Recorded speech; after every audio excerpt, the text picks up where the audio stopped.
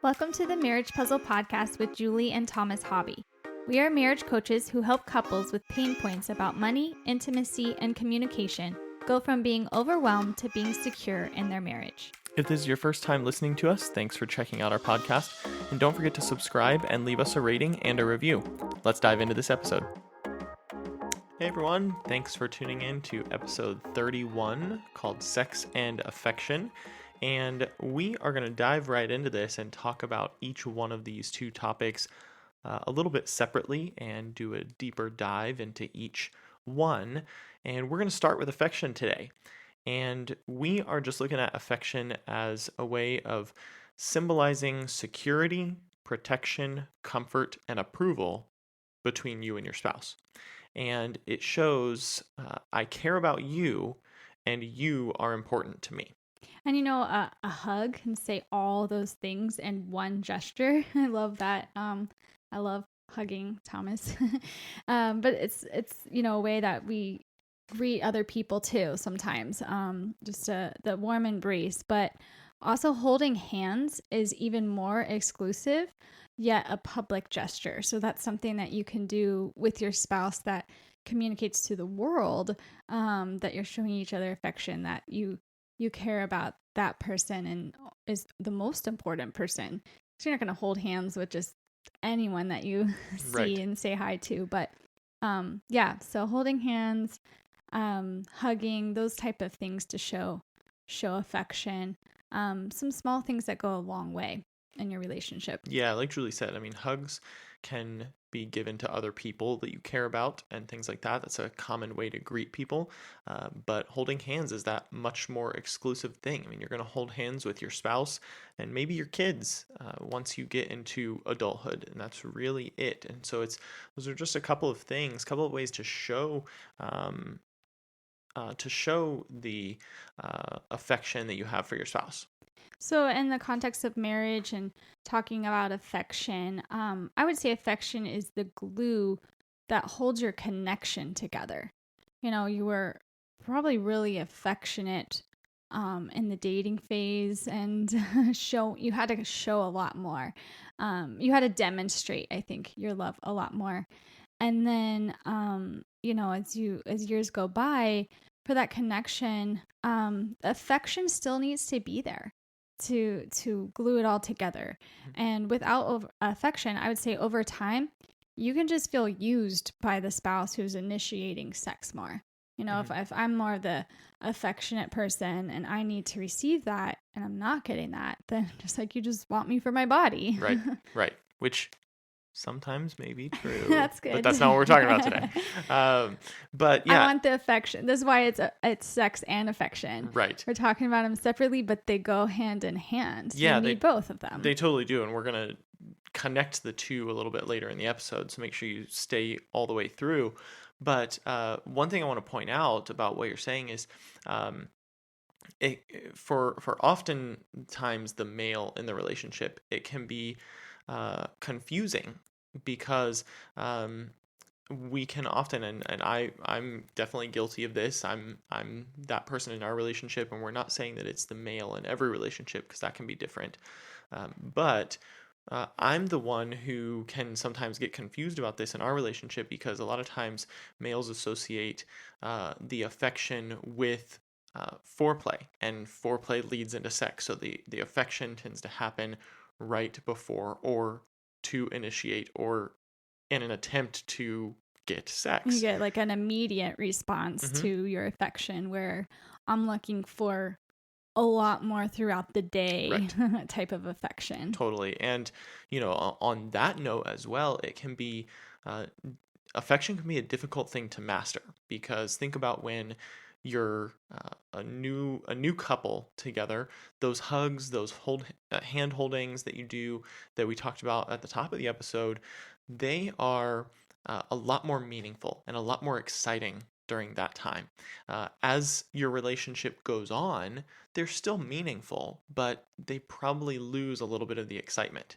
And I think that what happens is you have to then continue to perfect your craft and work on your craft to find new ways, different ways to be affectionate towards your spouse that is an exciting affection for them, that something that excites them. It's like, oh yes, they do still love me, they do still care about me, because like I said, holding hands can lose that spark over time Yeah. that initially created at one time. Yeah. So I think if you're listening and you're like, well, I'm not affectionate, I'm not the affectionate one in our relationship, or you use the excuse of that's not my personality. I would say sit down and talk to your spouse and explain to them that you do care about them very much, but that you often fail just to express that deep care appropriately. You may not know how, and it's okay to ask them, just like Thomas was saying, to learn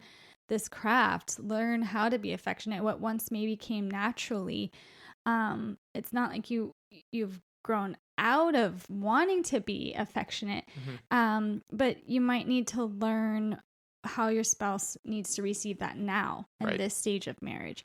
And so ask them, to help you learn to express this affection in ways that they would feel appreciated. Yeah, and we've touched on this in many of our episodes through the book called The 5 Love Languages. And that's a great book to help you or your spouse figure out ways that you can be affectionate in their love language, something that's going to fill their tank. Like we said, hugging and hand holding are great things in the beginning of a relationship. Those are both actual physical touch examples. So if your spouse is a physical touch person, those may continue to provide a spark. But if they're not, then, if they're a words of affirmation type of person, your spouse needs to be able to give you ways that you can be successful to show that affection towards them rather than just guessing all the time. Right. And we love that book. If you haven't heard of it, you can check it out on our website. We have all the books that we reference in our podcast at marriagepuzzle.com/books. And we're in the middle of another book called His Needs, Her Needs. And that it does talk about affection and sex. And the author says, sadly enough, most affairs start because of lack of affection and lack of sex. It's a vicious cycle. She doesn't get enough affection, so she shuts him off sexually, or he doesn't get enough sex, so the last thing he feels like is being affectionate. It's just, like I said, a vicious cycle. And the solution to this cycle is for someone to break it and just stop the cycle. Yeah, totally. The book itself actually takes a little bit stronger of a stance on the his needs versus her needs, the male and female stereotypes in those regards.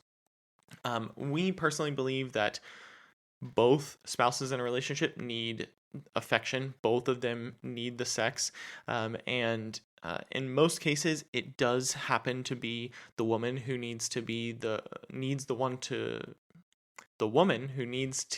receive the affection. And she needs that to be able to have that emotional bond with her spouse, and she needs that so that she can have that physical connection with her husband. And so that typically that's how that goes. And so they take a little bit stronger of a stance, but we feel that both spouses need both of those, and in different amounts, and those roles could reverse at any given relationship. Yeah, sex drive doesn't just have to be, the male has a higher sex drive than the female. That can be different in your relationship. So if that's you, you're not broken, or there's nothing wrong with that. And I would say it even can change seasonally. Just different stress levels or and moods, and that's okay. We're usually just different levels.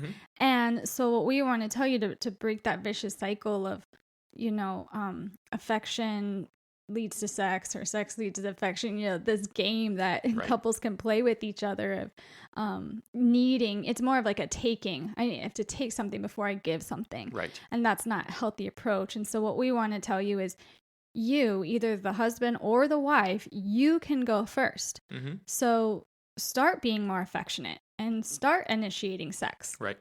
Whatever it is for you that you need to do more of, you start first and fill in the blank. Exactly. Whichever side of the fence that you're on, you go ahead and take that first step and try to help, and that will be the thing that can start to break that cycle, and get you out of that rut. Believe it or not, sex is supposed to get better in marriage as time goes on. I think we, at least as women, I don't know if male, you think of your wedding day, and then that leads to the honeymoon, and it's this like fairy tale dream, and really that should not be the best sex of your life. Like Right. you're still learning a lot about each other, and like we said, that can also change over time. And so sex is continual communication about it, how to meet each other's needs, both with affection, which is the more emotional intimacy, and the physical intimacy. And so if you do have the lower sex drive, don't even use that as an excuse. I would say the more you do it, the more you enjoy it, and the more you want it. So sometimes you just have to lean into it. It's kind of like working out, right? He's like bobbing his head over here. I thought you were going to break out in a song. What did I say? The more you do it, the more you enjoy it, and the more you want it. Yeah. But I mean, sex is workout sometimes. So let's be honest. But Getting off topic. I was leaning into, because I've been there, just because Thomas admitted, he has the higher sex drive and I'm the lower sex drive. I would have excuses, and I just started to lean into it. And I think that's why I would challenge you as a listener to don't turn sex down. Don't reject your spouse. Yeah, and think of it this way. When you got married, you both committed to limit your sexual experience to just each other. Just your husband or just your wife. And if one of you is withholding sex or rejects initiation of it from your spouse, then you're not upholding your end of that commitment, because it's a giving and receiving part of that commitment. And so if you're not upholding your giving end of that agreement, then that's going to cause some of this bad cycle. And while you can say it's not cheating on your spouse to withhold, you can also say that it is cheating your spouse out of that experience with you. Wow. You're not cheating on them, but you're cheating them out of that experience with you. Yeah, that's a hard pill. They almost weigh the same, right? I mean, it almost holds the same weight. So it's a big deal. That's why we say you both need affection and you both need sex, for a healthy marriage to thrive. And if you're not on the same page with these things, we always tell people to listen to this podcast with your spouse. So if you're not able to do that, make sure you're sharing the episode with them so you can listen and then come together and discuss the topic or the tips or action steps that we provide. And so give each other, exchange your own perspectives of this and how you feel about affection and how you feel about sex, and discussing your differences with each other. Search for ways to make sex fulfilling for both of you. Because we know if you do this, you will be able to find a solution to one of the most common problems in marriage. Yeah, and we want to help jump those conversations off for you. And so we're going to give you a list of a few questions that you can use as conversation starters around sex with your spouse. Don't ask these questions while you're in the moment, right? or trying to lead up to the moment. This needs to be a separated time so that you can really just dive in. You make it a private time, not just while you're driving around town with kids or anything like that.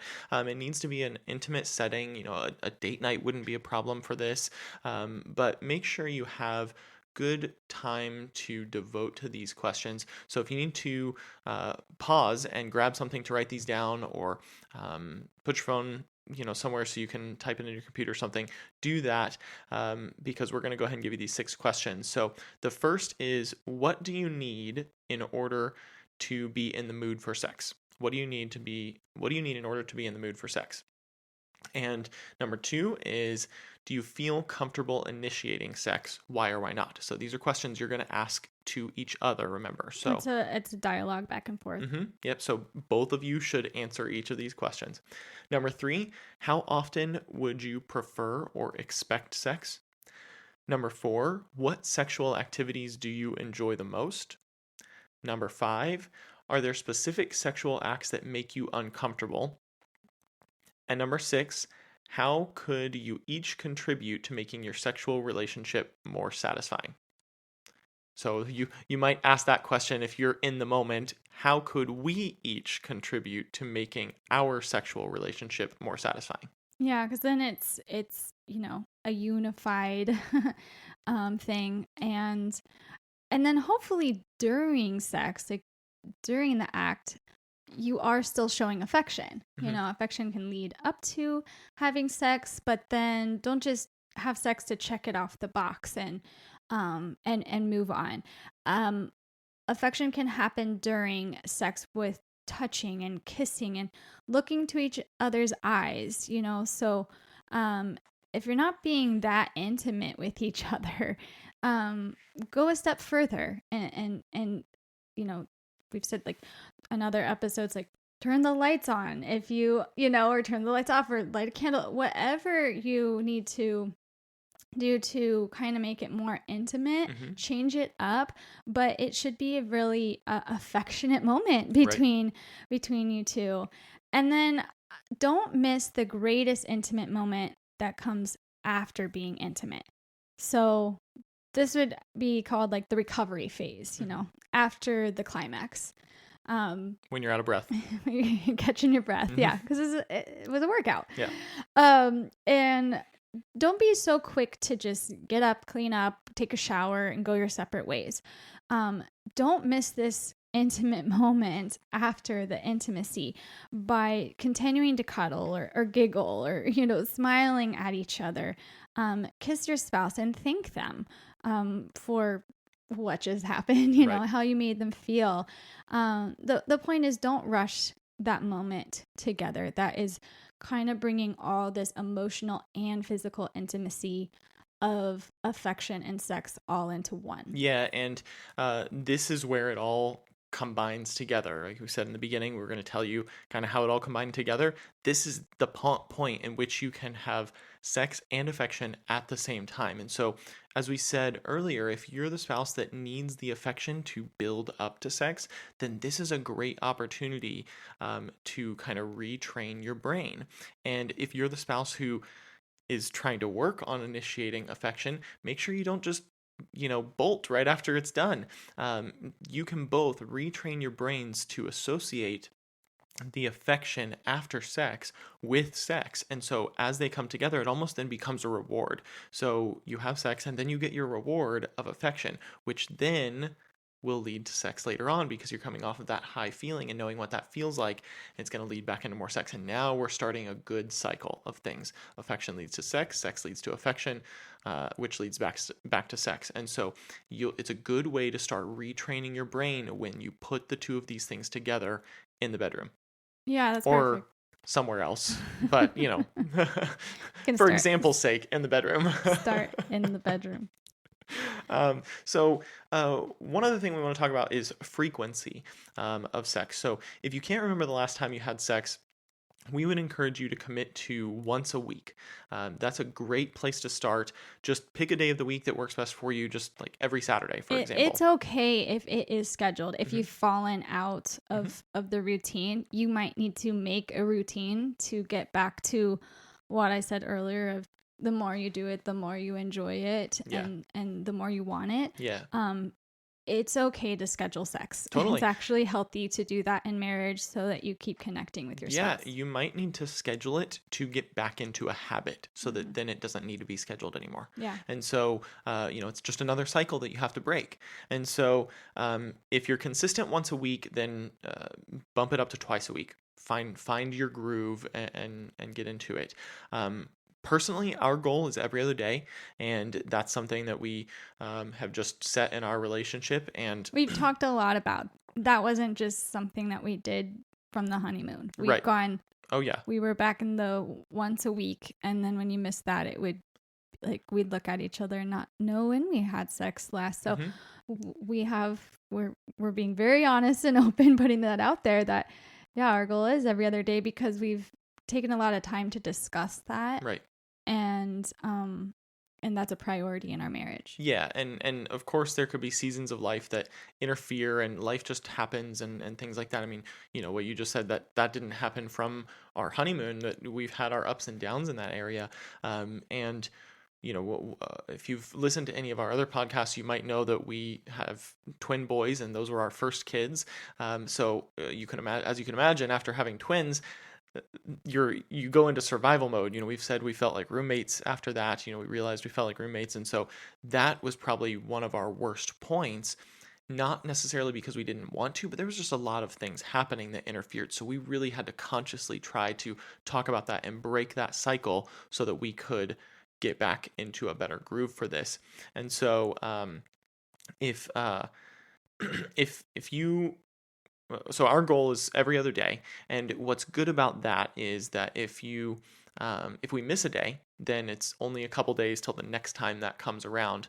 If we miss 2 times in a row, then we've stretched it out to once a week, and we really kind of feel that. That's when things get a little off for us. So we get off even in like our communication. We'll have a little tiff, or like, why are we fighting, or what's going on? And I'm like, oh, when was the last time we had sex? But It's not all about the frequency. It's just taking these tips and evaluating where you are in your marriage and your physical intimacy and upping it a little bit. Sure. So don't feel like you have to swing overnight to this every other day, that's the only way to have a great marriage. Right.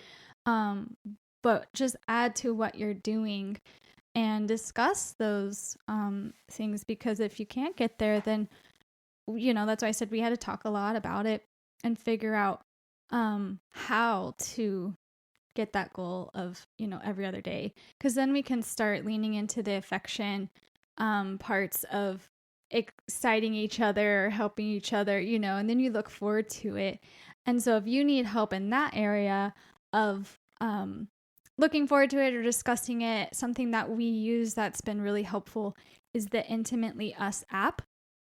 And it's an app that doesn't have any nudity or any disgusting things or anything that would kind of turn you off. But it has conversation starters, some games, I think foreplay ideas, things like that. It's got a lot of stuff in there. But in a very good, clean way. Yeah. And so, if it is a lot to start this with your spouse, then try to use the app too to get your frequency up and start showing more affection and have more sex. Yeah, absolutely. And if you're interested in that app, go check out our website, marriagepuzzle.com/partnerships. We've got a partnership with them. You can click on the link on our website. It'll take you straight to the App Store in your respective platform, and you can download the app right there. Yeah, I actually think going into the month of February now, they're doing a Valentine's Day challenge. So that's kind of fun too. We did a challenge back in September. It was like a 30-day challenge. Sextember. Yeah, Sextember was fun. It was through the app, and so I'm excited to see that launch for Valentine's Day, the 14 days leading up to it. Yeah, they've got some really creative, great ideas. So make sure you go check that out. Again, marriagepuzzle.com/partnerships. The app is called Intimately Us. Click on it there, and it'll take you right to your app store. Thanks so much for tuning in with us on the Marriage Puzzle podcast this week. And as always, make sure you go check us out on social media at Marriage Puzzle. And thanks so much for being here. We look forward to you joining us next week, where together we'll work on marriage one puzzle piece at a time. See you later. Bye.